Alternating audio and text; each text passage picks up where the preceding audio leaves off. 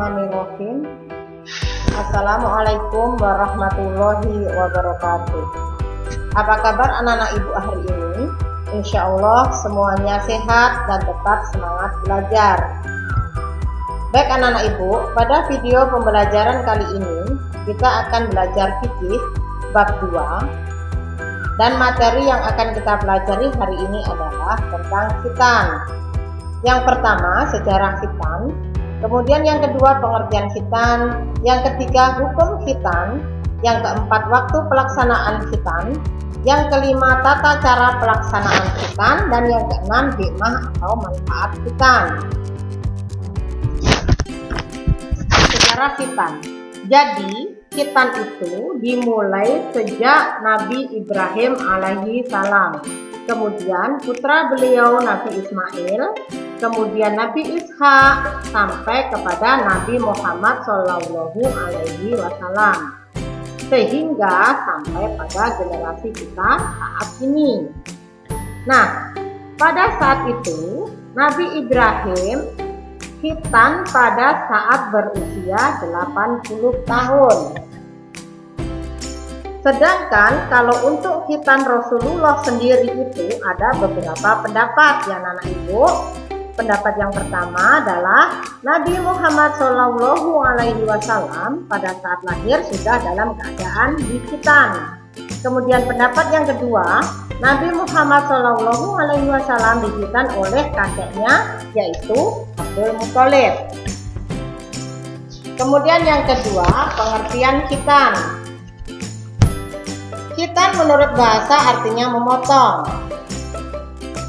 Sedangkan khitan secara istilah syara artinya memotong kulit yang menutupi ujung kemaluan laki-laki yang disebut khulfah atau kuluk.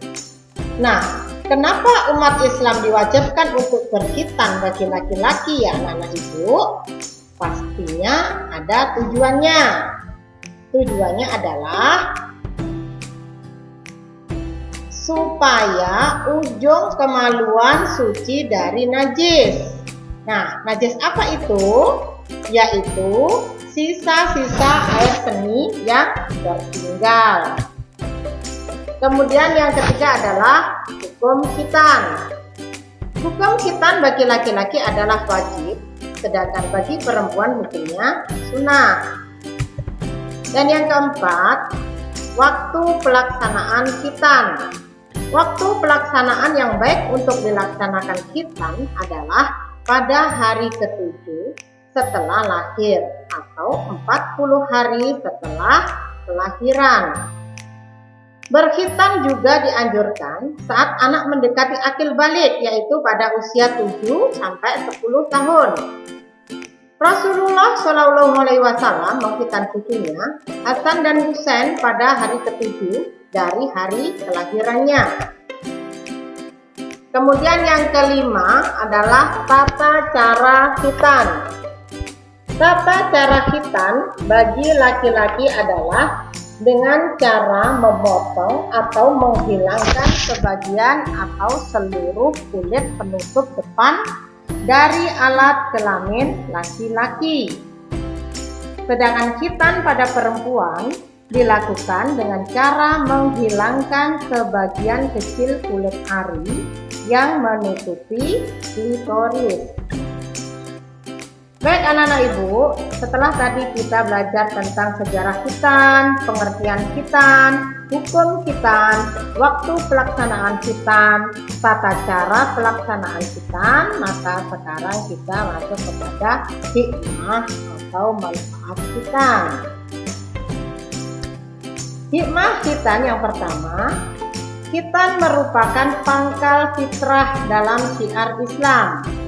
Kemudian yang kedua, sebagai ciri atau tanda pengikut Nabi Muhammad Shallallahu Alaihi Wasallam dan melestarikan syariat Nabi Ibrahim alaihi salam.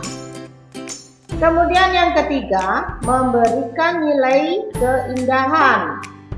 Yang keempat, mencegah penumpukan kotoran yang bercampur bakteri dan sisa urin.